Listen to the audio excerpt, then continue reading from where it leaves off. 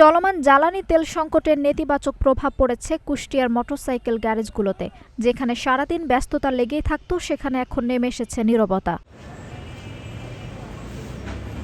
কুষ্টিয়া শহরের মোটরসাইকেল গ্যারেজগুলো ঘুরে দেখা যায় সকাল থেকে রাত পর্যন্ত যেখানে হাতুড়ি রেঞ্জের শব্দে লেগে থাকতো ব্যস্ততা, গত এক মাসে তা নেমে এসেছে শূন্যতায়। কাজ না থাকায় অলস সময় কাটাতে হচ্ছে মোটরসাইকেল মেকানিকদের।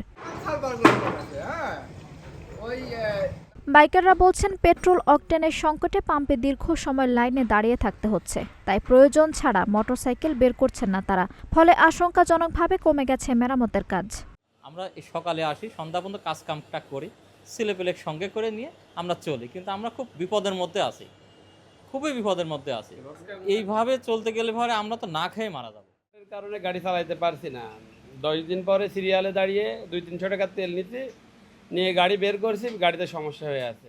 তীব্র এই তেল সংকটে মেকানিকদের কাজ আগের তুলনায় প্রায় 50% কমে গেছে।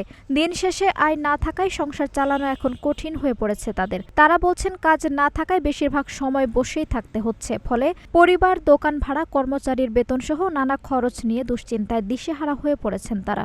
সংকটের কারণে আসলে আমাদের গ্যারেজে যেরকম কাজের আগে যেরকম ফোর্স ছিল বা কাজের যেরকম খুব অতিরিক্ত কাজ ছিল দোকানে, তো এখন এই তেলের সংকটের কারণে গাড়ি তো একেবারেই আসছে না, কাজও অনেক কম। টাকা দেবে, তেলের অভাবে তো আমরা কাজকামও করতে পারছি না, না খাই আমরা এরকম দিন চলতে থাকলে আমরা কাজকাম আসবে না। কাজ আগেকার চাই তুলনামূলক অনেক কম, মানে কি 40% কাজও নাই বলা চলে। আমাদের হাতের অবস্থা, সবার অবস্থাই ভালো না। বর্তমানে তেলের সংকটের কারণে আগের থেকে কাজ অনেকটা একটু কম। আপনার বৈশ্বিক যে জ্বালানির ঝামেলাটা হয়েছে, এই কারণে আমাদের প্রায় 20-30% কাজ কমে গেছে।